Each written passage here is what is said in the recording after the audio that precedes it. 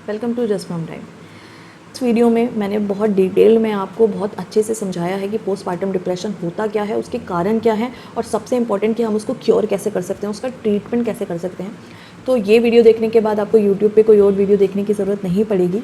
और अगर आपको ये वीडियो इन्फॉर्मेटिव लगे तो नीचे सब्सक्राइब का बटन है, आप उसको प्रेस कर देना और बेल नोटिफिकेशन ऑन कर देना। तो स्टार्ट करते हैं। पोस्टमार्टम डिप्रेशन एक बहुत ही मेजर प्रॉब्लम है जो आफ्टर डिलीवरी वुमेंस को झेलना पड़ता है। डेटा के according 30 to 40% females after delivery postmortem depression में जाती हैं और ये काफ़ी लॉन्ग लास्टिंग चलने वाली चीज़ है। और डिलीवरी के कुछ दिनों बाद से ये इमोशनल स्ट्रेस शुरू होता है और ये लास्ट करता है काफ़ी लंबा, कुछ महीनों तक भी, कभी कभार पूरे 1 साल तक भी, कभी 1.5 साल तक भी, डिपेंड करता है पर्सन टू पर्सन। तो ये वीडियो देखने के बाद आपको डेफिनेटली हेल्प मिलने वाली है इन सिम्टम्स को आइडेंटिफाई करने में कि ये पोस्टपार्टम डिप्रेशन के सिम्टम्स हैं या नहीं। इसमें मैं बोलूँ तो सबसे इम्पॉर्टेंट होता है सिवियर मूड स्विंग्स होते हैं, मतलब बहुत ज़्यादा मूड स्विंग्स होते हैं, बहुत हाई लेवल के मूड स्विंग्स होते हैं। बहुत जल्दी जल्दी हैप्पीनेस, बहुत जल्दी जल्दी दुख, बहुत जल्दी जल्दी रोना, बहुत जल्दी जल्दी हंसना, या कंटिन्यूसली अगर आप सैड हो तो कंटिन्यूसली सैड ही बने हुए हो, मतलब इतने हफ्ते हो गए, महीने हो गए, आप खुश ही नहीं हो पा रहे हो। सबसे ज़्यादा ये चीज़ देखी जाती है पोस्टपार्टम डिप्रेशन में। बेचैनी होती है, अननेसेसरी गुस्सा आता है।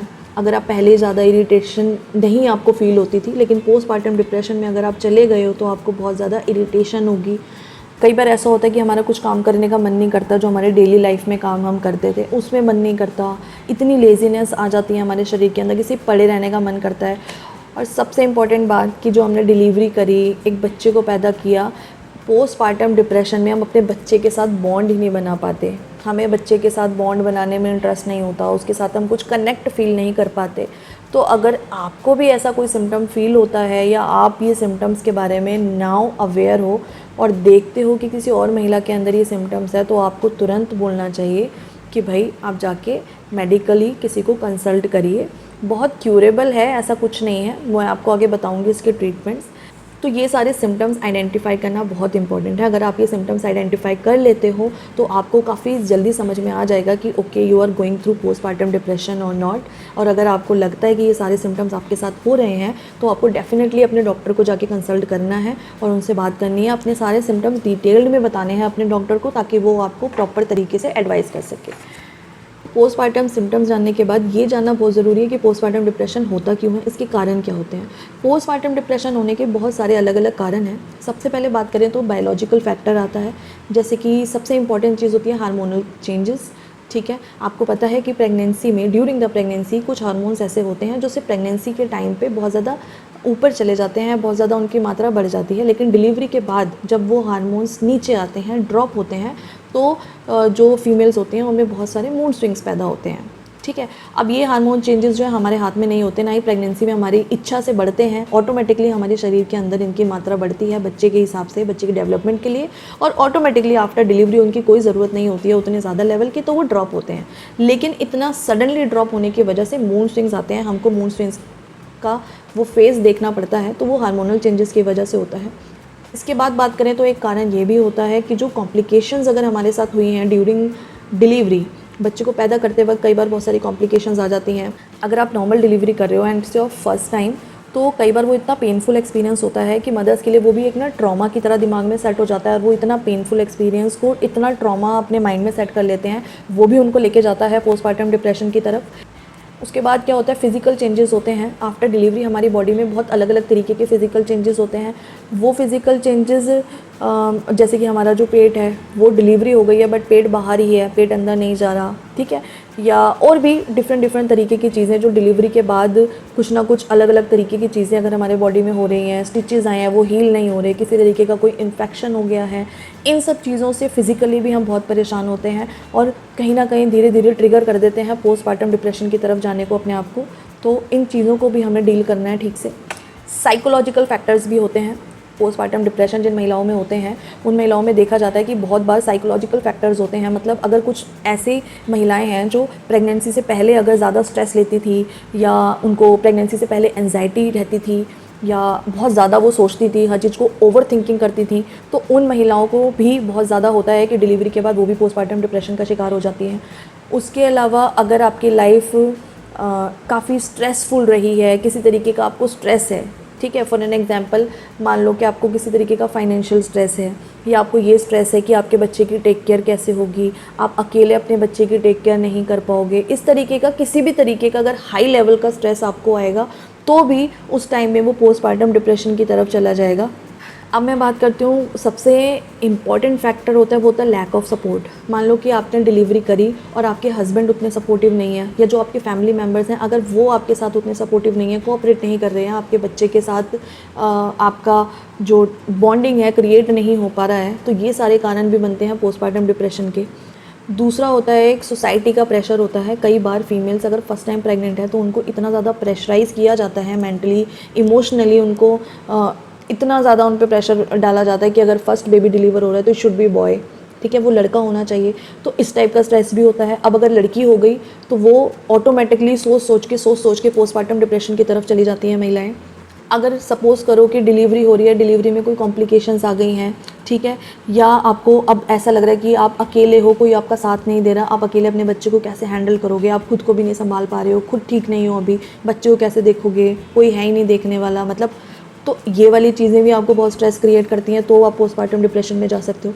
तो ये सारे कारण जो मैंने बताए, ये सारे कारण में से अगर कोई भी एक दो कारण आपके बहुत ज़्यादा बढ़ जाते हैं दिमाग में, तो आपको इमोशनल डिस्ट्रेस हो जाता है इमोशनली, और हार्मोनल चेंजेस तो हो ही रहे हैं आपके अंदर। इमोशनली आप बहुत वीक हो जाते हो, बहुत कमज़ोर हो जाते हो, और उस कंडीशन में आप पोस्टपार्टम डिप्रेशन के शिकार बन जाते हो। और पोस्टपार्टम डिप्रेशन जो है ना काफ़ी लंबा चलता है, और मतलब एक बार अगर आप डिप्रेशन में आ गए तो उसके बाद इस स्टेज से बाहर आना थोड़ा सा मुश्किल होता है, लेकिन उसकी भी ट्रीटमेंट है, वो भी क्यूरेबल है, ट्रीटमेंट आप कर सकते हो।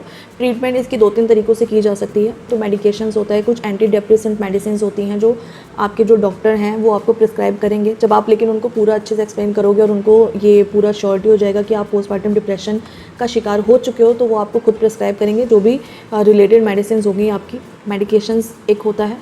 सेकेंड होता है थेरेपीज़, कुछ साइकोलॉजिकल थेरेपीज़ आपको दी जाती हैं, क्योंकि मैंने जो आपको कारण बताया है, मेडिकेशंस भी हैं उसमें हेल्प करेंगे। आपके बायोलॉजिकल फैक्टर्स अगर कुछ हैं तो मेडिसिन हेल्प करती हैं। अगर आपको साइकोलॉजिकल कोई स्ट्रेस हो गया है, जैसे मैंने बताया लड़का होना चाहिए, फाइनेंशियल स्ट्रेस है, या फैमिली में आपको सपोर्ट नहीं मिल रहा, अब लड़की पैदा हो गई है, so you have to take care, उसका खुद ही आपको उसको रेस करना है, बीइंग अ पेरेंट अकेले आप उसको कैसे पालोगे, इस टाइप की अगर स्ट्रेस है तो ये साइकोलॉजिकल स्ट्रेस होते हैं।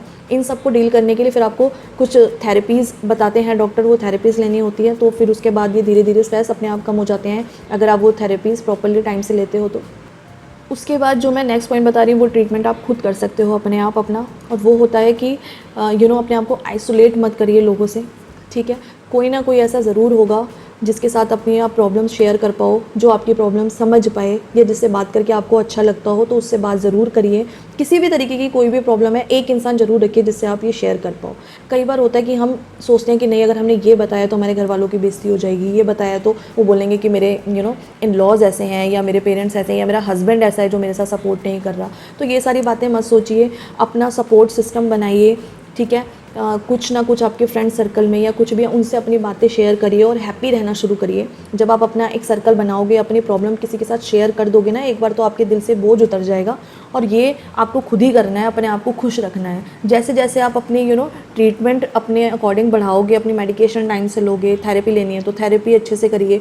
और अगर आपका डॉक्टर बोलता है कि आपको मेडिकेशन की ज़रूरत भी नहीं है, आपको थेरेपी की भी ज़रूरत नहीं है, बस आप थोड़ा सा खुश रहना शुरू करिए, थोड़ा सा बाहर जाइए, अपने लोगों से कम्युनिकेट करिए, तो वो आपके खुद के हाथ में है। मुझे नहीं लगता कि जो वुमेंस होती हैं उनको भगवान ने बहुत स्ट्रॉन्ग बनाया है, हम बहुत स्ट्रॉन्ग हैं, बट एक चीज़ की कमी है, वो है नॉलेज की। कई बार हम ना लोगों के दिए हुए अननेसेसरी प्रेशर को अपने ऊपर ले लेते हैं, ठीक है। और ये आज तक होता आ रहा है, आज तक लोगों को यही है कि अगर कोई फीमेल प्रेग्नेंट है तो उसको यही बोला जाता है कि लड़का होना चाहिए, नहीं हुआ तो उसको बोला जाता है, उसको सुनाया जाता है, जबकि साइंटिफिकली प्रूवन है कि लड़का होना या लड़की होना उसमें औरत का कोई रोल नहीं है, सारा का सारा रोल जो है आदमी का होता है। तो लेकिन अगर आपको कुछ बोलना है, किसी को कुछ भी समझाना है, तो वो आपको मेल्स को समझाना चाहिए, मेल्स को बोलना चाहिए, फीमेल का इसमें कोई रोल नहीं होता है। बट अभी तक ये लोग एक्सेप्ट नहीं कर पाए हैं, तो वो नहीं समझ रहे। तो आप समझ जाओ कि अगर लड़का है या लड़की है, आपने किसी को भी जन्म दिया, उसमें आपकी गलती नहीं है, ना ही आपका कोई रोल है। तो जब आपका इसमें कोई लेना देना ही नहीं है, तो उस चीज़ का प्रेशर लेके अननेसेसरी स्ट्रेस नहीं लेना चाहिए। तो बाकी अगर आपको फिर भी ऐसा लगता है कि कुछ चीज़ है जो आप किसी से शेयर नहीं कर पा रहे हो, तो मैंने अपनी कॉन्टैक्ट डिटेल्स दी हुई हैं। अगर आपका दिल हल्का होता है मुझसे बात करके, मुझ तक वो बात पहुँचा के, तो आप मुझे ईमेल ज़रूर कर सकते हैं। मैं डेफिनेटली पढ़ के पूरा कोशिश करूँगी उसका रिप्लाई दे सकूँ, ठीक है। बाकी be strong, be happy. I understand postpartum depression बहुत एक लंबा चलता है, बहुत सीवियर इसके सिम्टम्स होते हैं। कई बार जो है ना फीमेल बहुत ज़्यादा एग्रेसिव भी हो जाती हैं, अपने बच्चे को देखना भी पसंद नहीं करती हैं, उनके साथ बॉन्ड क्रिएट नहीं होता, लेकिन इसमें उनकी कोई गलती नहीं होती है। जो भी अननेसेसरी स्ट्रेस होता है दिमाग में, जो भी इमोशनल इम्बैलेंस होता है हार्मोन्स की वजह से, उसकी वजह से ये सारी चीज़ें होती हैं। जैसे जैसे आप अपने सिम्टम्स जितना जल्दी आइडेंटिफाई कर लोगे, उतना जल्दी आप अपने डॉक्टर से कंसल्ट करके उस चीज़ को ठीक कर पाओगे। तो आई थिंक ये वीडियो आपको काफ़ी इन्फॉर्मेटिव लगी होगी। अगर आपको ये वीडियो इन्फॉर्मेटिव लगी, आपको लगा इसमें दी गई जानकारी हेल्पफुल है महिलाओं के लिए, ठीक है, स्पेशली डिप्रेशन जैसी चीज़ से बाहर आने के लिए जो मैंने ट्रीटमेंट बताए हैं, वो अगर आपको पसंद आए तो वीडियो के नीचे सब्सक्राइब का बटन है, उसको प्रेस कर दीजिए, बेल नोटिफिकेशन को ऑन कर लीजिए और इस वीडियो को एक लाइक दे दीजिए, नहीं दे सकते हो एक हार्ट दे दीजिए। Thank you.